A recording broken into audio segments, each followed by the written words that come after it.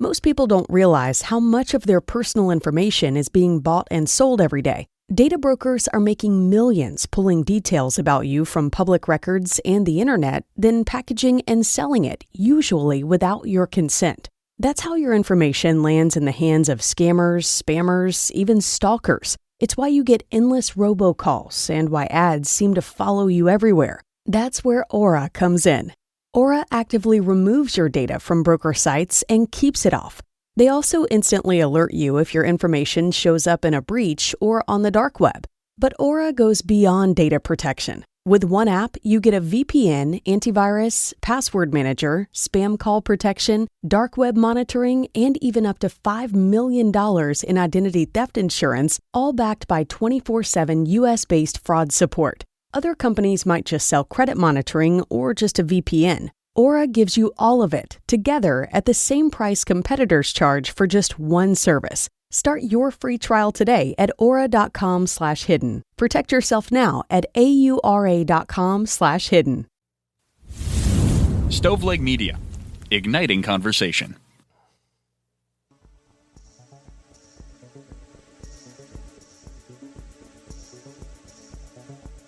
Welcome to True Crime to Go. What can I get for you? Yeah, I'm looking for some landscaping stuff, maybe some bushes, a fern, just some shrubbery. Wait, is this the wrong number? Pull up to the second window and we'll see you next crime. Welcome to True Crime to Go. I am John here with Jamie, and I feel like you're talking about me, like the time I stole, borrowed, relocated some like gardening pots from the Goodwill. You do a lot of, I don't know, shady stuff with greenery and shrubbery. So yeah, this is not about you, but this may be a warning to you. Take heeded of this warning. That's an Office quote. We get negative reviews for mispronouncing things. That was on purpose. Accurately mispronounced. Everything from now on will not be. Yes, excellent point. So why don't you get the ball rolling, brother? Yeah, we're going to talk about something that happened up in the mean streets of Dunellen, New Jersey. I've always worried about Dunellen, New Jersey, and really what we're talking about here is not a major crime. It's the crime solving that I want to point out in this case. Police chose a location.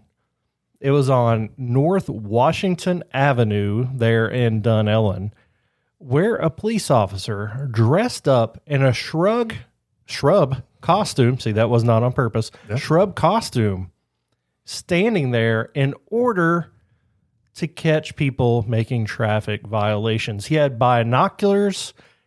Binoculars? Things are great. You just want to leave it? Yeah, we're leaving it. Okay, we're leaving it.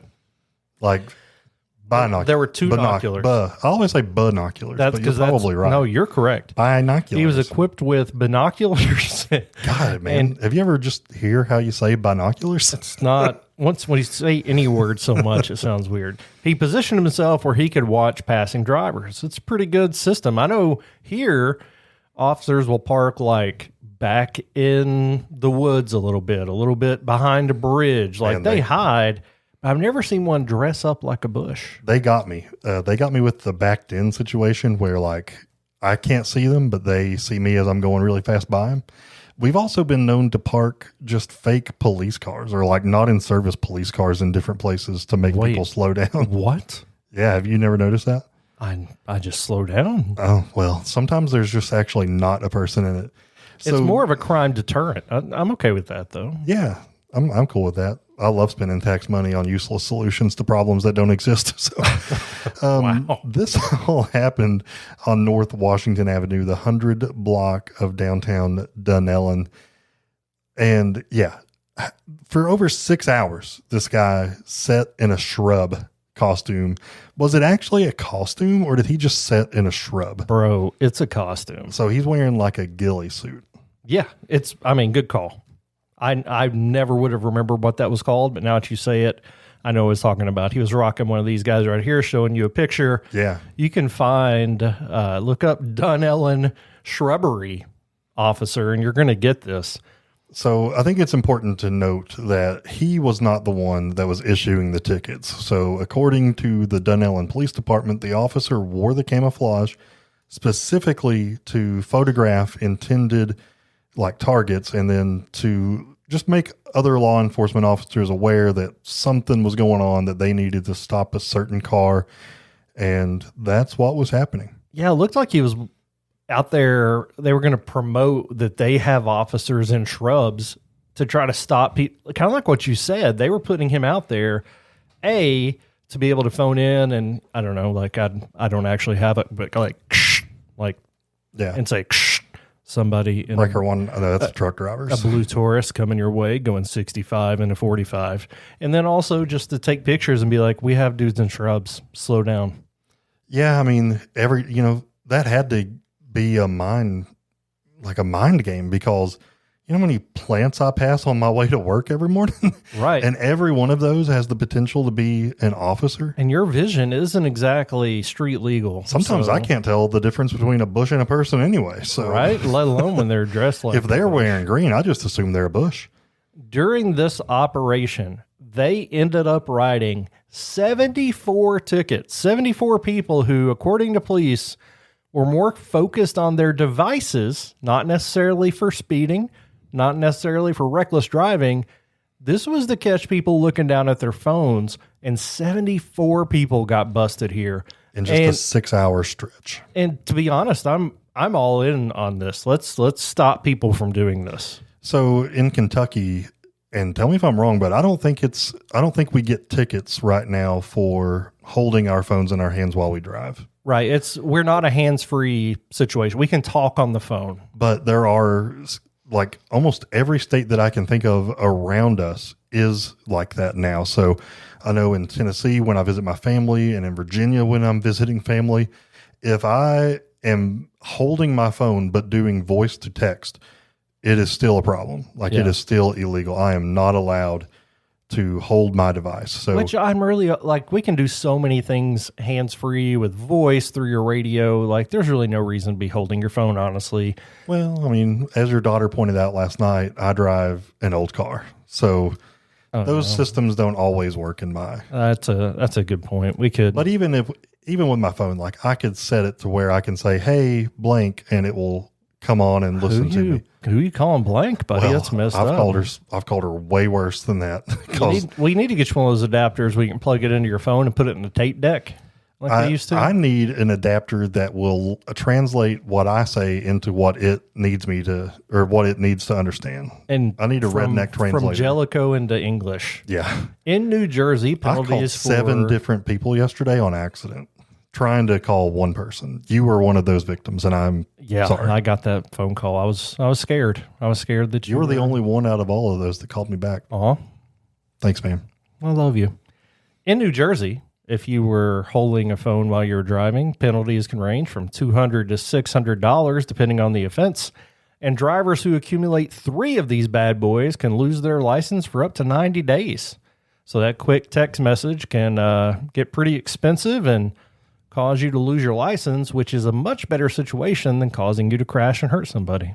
You know, but the Dunellen Police Department had some fun with this too. They actually posted photographs of the camouflaged officer, like, I guess online, and essentially asked drivers whether they had spotted the shrub or not. So I guess, to be fair, they gave some warning, you know, hey, there's a shrub out there that may not be all that meets the eye. If I'm local law enforcement, I'm just going to take these images, do a little trickery with the artificial intelligence and make it look like it's in my city and post it online. Just let people think they're out there, you know? I'm just going to take a picture of any bush in town and say, this is the new flock camera. Oh, dude, flock. That's a whole Sorry, I opened that Pandora's box. different can of worms. You know, that would be a great way. Like, if the city has a tree that they don't want to spend the money to cut down, just tell somebody that there's a hidden flock camera in it. They'll cut It's it right going to be down. gone. That's a good call. It's a win-win for the community. I like that a lot. And sometimes though, you get an issue, and I know you call and I don't want to use the word complain. That sounds bad. You call and voice your opinion to places often, but sometimes, John, and just sometimes, you get a wrong number, and sometimes that can be even worse. Guys, we'll be right back. This is not the end. Stay with us.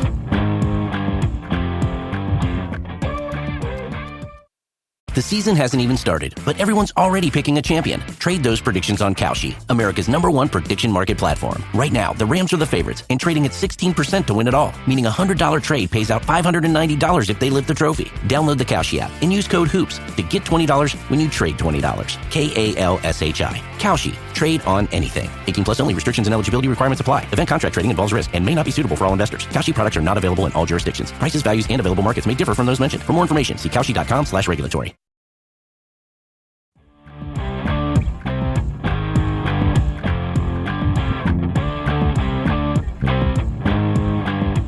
I didn't know my transition sounded like we were exiting the show, but we're not. We have a story.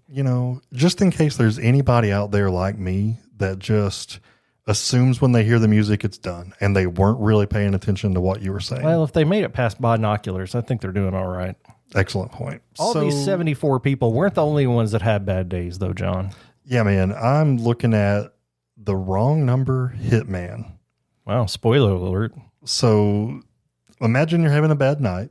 You've gotten into an argument with your adult son. Check and check. You've been drinking. Not yet. Check. And in a moment of anger, you decide that you want someone to kill him. Definitely that not is check. really flying off the handle. I mean, that escalated quickly. Well, imagine that you pick up the phone and you call said person that you believe can work this out for you. This is making a lot of assumptions that somebody here knows an individual that they believe can end a life. That's with true. A phone call. I mean, you don't? Not that I'm going to fess up to. I mean, it's you, but you never answer. So. Well, that's true. But pretend like when you dial said person because of perhaps your drunken state, you call the wrong person. And in fact, you've called a dumpster rental company. Jamie, if that's the situation, what would happen? Also, because this did happen. Yeah, it did happen. I mean, he tried to call a hitman and he called a dumpster rental company. You got to call the hitman first and then you call the dumpster company. I'm assuming he's not just dialing numbers. Maybe he is. But if he's not dialing numbers, that means he has a hitman and a dumpster rental company saved in his phone. And that raises so many questions. You don't have a dumpster rental company saved in your phone? Not next to the hitman. Okay. I'll tell you that. This story goes back to October 13th of 2022. According to prosecutors, Desmond Ramsey of Cleveland, Ohio, had been drinking and he got into it with his boy. He decided he was done with it. He believed he was calling somebody named Jesse, somebody who prosecutors described as a member of a motorcycle club. Oh, gosh. You can go check out Bless Their Hearts. John had a recent, I won't say run-in, interaction with a motorcycle club nearby. Instead, he called Budget Dumpster Company, a business in Westlake, Ohio, and he didn't just leave a message. He didn't notice that he had called the wrong number when they said, "You have reached the Budget Dumpster Company. We cannot bring a dumpster to you right now. Leave a message." He didn't hang up and think, "Oh, I got the wrong number. Let me look back for Jesse." He left not a voicemail, not 2 voicemails. He left 3 voicemails. Wow. He identified himself as Tommy. He gave his son's real name and he offered $5,000 for the person on the other end of the phone to kill his son in a voicemail. Which, it's terrible this man would do that, but it comes in pretty handy when you find yourself in a courtroom accused of trying to find someone to knock off your son. Yeah, I guess it's wild. Well, the second voicemail, and this one was blank, but Ramsey wasn't finished. He did leave a third asking the person he believed was his contact to call him back as soon as possible. And then he added something that made the entire situation sound even more deliberate. He said essentially that this was business and that he was not joking around. I'm serious. Yeah. By gosh, I am serious. So imagine being an employee at the dumpster rental company.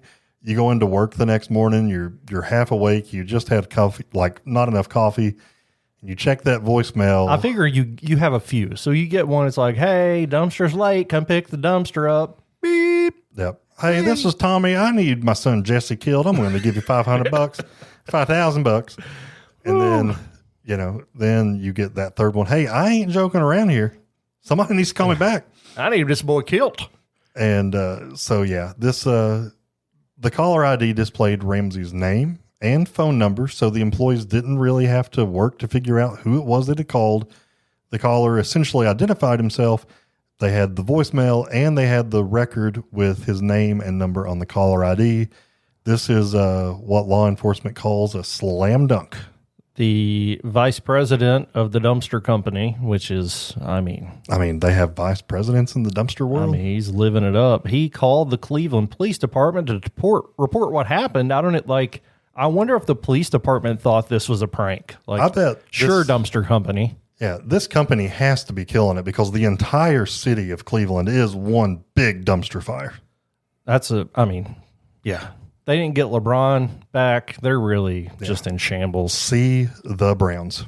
They directed the vice president toward the FBI's Cleveland field office. The judge later described both the Cleveland police and the FBI as less than helpful in this situation. So the city police were like, yeah, just here, call the FBI. I have to think they just weren't taking this seriously, right? My gosh, this is a slam dunk case. Why would you not take it? They eventually called the more local department there in Westlake, and the Westlake detectives started actually working the case and took them seriously. And they were able to use the information they had to go to the cell phone company, ping a tower, and find his location. On October 14th, the day after he left these messages, they found him and arrested Desmond Ramsey. I think the one negative thing in this story is that investigators had an opportunity here, right? Why were they not pretending to be someone that was subcontracted by your hitman to be the hitman? Hey, listen, buddy, Jesse called me. He let me know your situation. He's in Tijuana right now. He's not going to be back for a while, but I'm Jesse's guy when Jesse's not the guy. Yeah. Why didn't they do that? I don't know. That's it. It might be entrapment. I'm not quite sure what. No, it happens all the time. That doesn't make it legal. Well, we could spend another episode talking about unmoral or immoral interrogation tactics. Look, Jesse got taken down by a cop in a shrub, and he's not going to be coming back. So they caught him. They said, "Were you legit doing this? Was this just you rambling as a drunk dude?" And he said, "No, I meant every word of it." Let me take you inside and let you meet the boy. You'll want to kill him yourself. just give me a minute. I got the best evidence that he is. Investigators still have another question. Is that his name? I can't remember. Here's the thing. He gave his son's name on the call, but he didn't say it was his son. So they asked, who is this guy that you wanted to kill? They tracked that man down, and he said he didn't know anything about his dad putting out a hit on him. Oh, gosh. Yeah. He had no idea it was happening, and they apparently tried to get a hold of Jesse, and he said, I don't kill people. I had no idea any of this was going on. I don't know if Jesse got away with this, but everything really came back on Ramsey as it should have. On March 6th of 2023, he pled guilty to aggravated assault. I don't think that's anything close to what actually happened. It was a 4th-degree felony in connection with these messages. He was not convicted of conspiracy to commit murder. Nobody was killed, and he ended up spending minimal time in prison. They said that since there was not an actual attempted homicide, that he should not be held accountable for that part, which I fully disagree with. They sentenced him to 18 months in prison, which is the maximum for what he pled guilty for.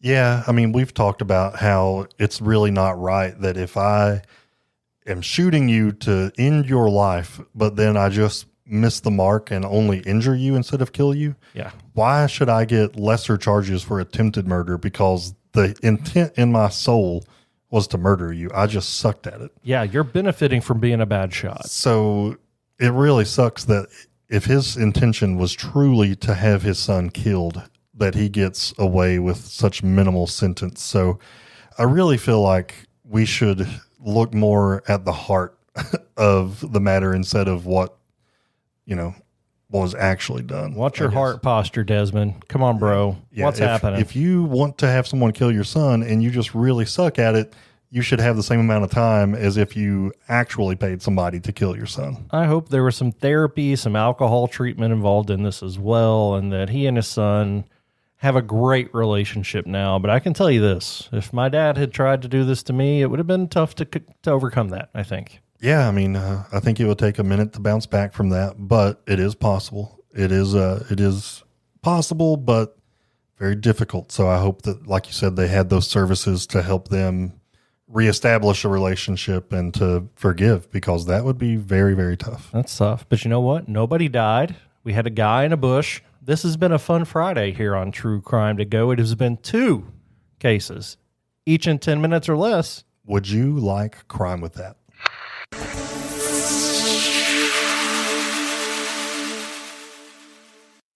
You've listened to True Crimecast, distributed by Stoveleg Media. Check out stoveleg.com to find out more about your hosts and to find other podcasts to listen to. Stoveleg Media, igniting conversation.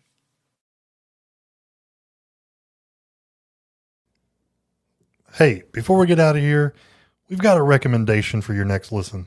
If you're looking for some more true crime, but with a real focus on advocacy and giving a voice to the people at the center of these cases, you've got to check out Fire Eyes Media. Yeah, our friends Jules and Jen are doing incredible work over there. They tell stories that matter. They never lose sight of the victims, which is really important to us. They never lose sight of the families or the communities that were affected. Go check out Missing in Hushtown, Secrets Beyond the Sacramento River, or Case Uncovered. Every show is thoughtful, compassionate, and incredibly well-researched. They're great storytellers, and they have a lot of people involved over there that help them create a ton of content that you might love. We love what they're building over there, and we genuinely think that you will as well. So please go check them out. When you finish this episode of True Crimecast, make your next listen one of the podcasts from Fire Eyes Media. You can find them wherever you get your favorite podcasts.